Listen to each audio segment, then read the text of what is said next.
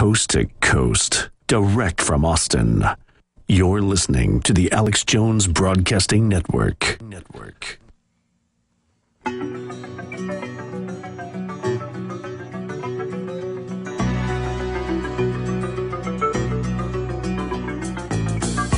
I was a highwayman. I want to be honest with everybody. I don't want the credit or the danger being the one credited with exposing the fact that the Army and the Marines are forced to grow the opium that is up over 12-fold since the U.S. took over 8+ years ago in Afghanistan. I don't deserve the credit. It's in the New York Times. It's on Fox News. It's on CNN. It's in Reuters, AP. I've shown you all the articles. I've played clips of Geraldo going, they don't like it, but they've got to do it. They've got to help grow it, or the Taliban will get the money. Al-Qaeda will get the money. No, you decriminalize it, then there's no money involved in it. I mean, we've always known the government's been shipping the drugs in. And then they bust you at the low level if you're dumb enough to use it. And the number one message is, don't ever use drugs for the first time. They will addict you, and you will be a slave. But why don't all these parents and people that are calling, the Congress and, making all this attention, and I've gotten a lot of emails about it. The caller was just confirming the feedback we're already getting. Why don't you go get the articles, and when you call Congress, and don't just say it's Alex Jones, say, here's the New York Times. But the New York Times reports it like it's no big deal. They go, yeah, they're helping grow it. It's good.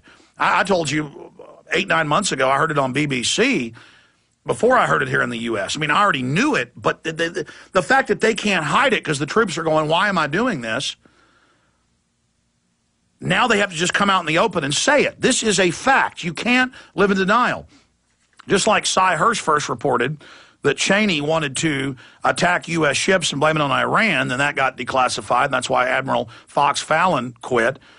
U.S. troops carrying out battlefield executions in Afghanistan, Seymour Hersh says. Instead of just going over his New Yorker magazine article, let's play the video and audio of that exchange, because this is important information. We ready with that video, boys? Here it is.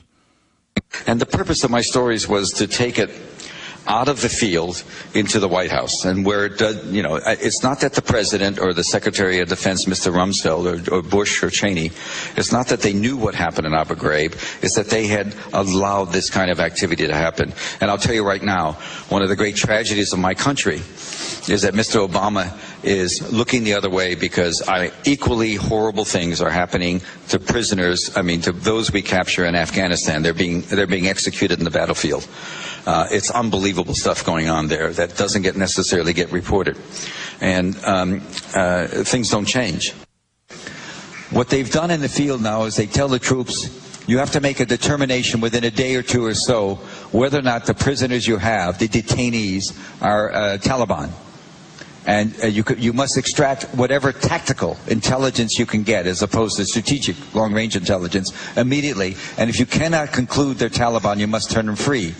What it means is, and I've been told this anecdotally by 5 or 6 different people, battlefield executions are taking place. What if they can't prove they're Taliban? Bam. If we don't do it ourselves, we turn them over to the nearby Afghan troops, and by the time we walk 3 feet, the bullets are flying. And that's going on now. By the way, I've never seen Cy Hirsch be wrong. I mean, that guy, Pulitzer Prize winner, he's all about his reputation. He's got the sources. Now, here's the issue. Here's the headline, New York Times, proposal would delay hearings in terror cases. Here's another one. Lieberman proposes taking away citizenship of suspected terrorist. Well, the federal judge has already ordered Hattari release, and the feds have filed an appeal, because it turns out Hattari wasn't planning anything. Everything that they claim they're going to use on Al-Qaeda or Taliban is really to be used here in America. And those are war crimes. The Nazis executed prisoners. And now it's supposedly macho and cool to kill prisoners. No, ladies and gentlemen, they have no idea who they're arresting out there. And so if they can't prove they're one way or the other, they just kill them. And as Hirsch said, this came out in mainstream news, where the U.S. in one day handed over 3,000 Taliban prisoners over to the Afghans, and they just locked them in containers, sardined in, big trash containers, and then 5 days later they were all dead. You die in 4 or 5 days from no water or food. In fact, it's a form of crucifixion. Crucifixion, it isn't the nails in your hands and your feet that kill you. It's that you can't breathe. Well, you cram 100 guys in to a box, they die. And normally it took just a day or two to kill them. But this is the type of stuff going on. And these military people, I saw a headline today that majority of hospitalized troops are there for mental illness. Well, I mean, how many World War II vets in a just war from one tour were screwed up, or World War I, or Vietnam, or Korea? I mean, how many old guys, you know, working at the gas station, somebody looked at them wrong and they just killed them because they were a World War II vet and were desensitized to kill people and had a hair trigger. That was from one tour. I mean, everybody knows, don't mess with that old vet. He'll go, I mean, how many times have you seen a cop pull over some old vet and he shoots him because he didn't want to be he didn't want to be told what to do. These guys have passed a threshold where they are killing machines. Well, they serve 2, 3, 4, 5 tours. They're completely whacked out of their minds, and they're coming back here to be cops. All right, I'm going to shut up now and go to your calls and continue with calls. Who was it that disagreed? Cliff in Colorado on the immigration issue disagrees. Let's find out what he disagrees with. Cliff, go ahead. Thanks for taking my call. You bet. Boycott Arizona. It's unconstitutional. Hey, Alex, I want to invite you to rejoin the truth movement. The lies you spread about immigrants are numerous and odious.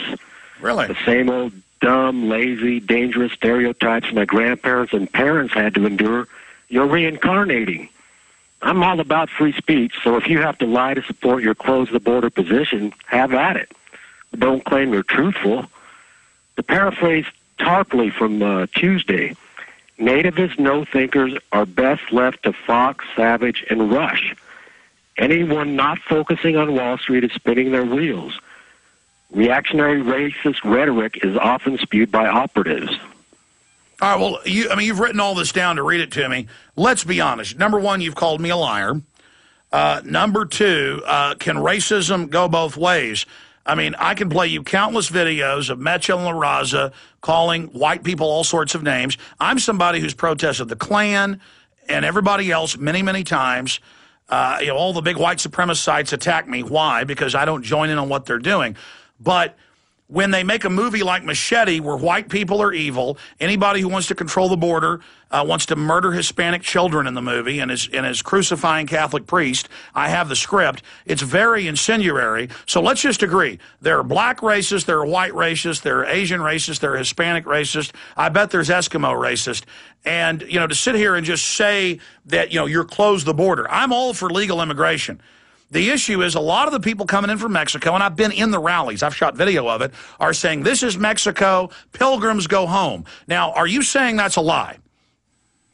No, that's not a lie. I agree that racism from any direction is okay, well, then you're incorrect. misunderstanding what I'm saying. I'm sick of it. Look, J.P. Morgan, Goldman Sachs, the big banks, they all lobby for carbon taxes, they lobby for wars, they lobby for big police state, and they lobby for open borders and NAFTA and GATT. NAFTA's destroyed Mexico. NAFTA's destroyed our industry. This is not good. I want Mexico to be free. If Mexico ever became a free government and was free market, it's beautiful. I'd probably move down there. Okay? Listen, let me tell you something. You think I like having to come out against Machete and Robert Rodriguez? I'm somebody who lives in Austin. I'm somebody who the Austin Film Society and the Texas Film Society like. I'm somebody whose phone has rung twice to be put in major motion pictures without even asking. I've been asked to cast for major movies that aren't political, so I said no because I don't care about being in movies. But when I could politically be in Linkletter movies, like A Scanner Darkly with Keanu Reeves and Woody Harrelson and others, I did it, or Waking Life. Okay, so do you think I want to come out against Robert Rodriguez and burn bridges here in the film community because I know how it'll be taken? I mean, I have to take a major stand here, sir. And I mean, I've read the script. Okay, I mean, it is like something the Ku Klux Klan would make, but from a Hispanic perspective. And why do you think Hispanic members of Rodriguez's crew called me and told me this information? Why do you think I'm getting the scripts? Because they are very smart and they know this is going to create a backlash against Hispanics. Do you understand that? I mean, this movie is incendiary. okay? And I know there's been white racists that beat up Mexicans and treated Hispanics badly. But, you know, this is the 21st century, and I'm here to tell you I'm a white person, and I don't see much racism from white people where I live. I hear a lot of racist rhetoric towards me like I'm inherently bad. So all I'm calling for is national sovereignty. I mean, shouldn't the people that are coming here illegally at least say they want to be Americans? All I hear is this is Mexico. All I'm asking is for you not to make these incendiary statements like you can let roaches in, but you can't let them out. Say I never said that. Say 30 million are bringing in. I never said that. I said that they won't let the American people in. Just like I talked about rich people leaving the U.S. because they know you won't be able to leave soon. I'm saying roaches can get in, roaches can't get out. So you totally misinterpret that. I'm saying they don't want... I've admitted that border security is going to be used to keep the American people in. That was my point. Nothing to do with Hispanics being roaches. Good God, man. We'll be right back. Listen to what I say carefully.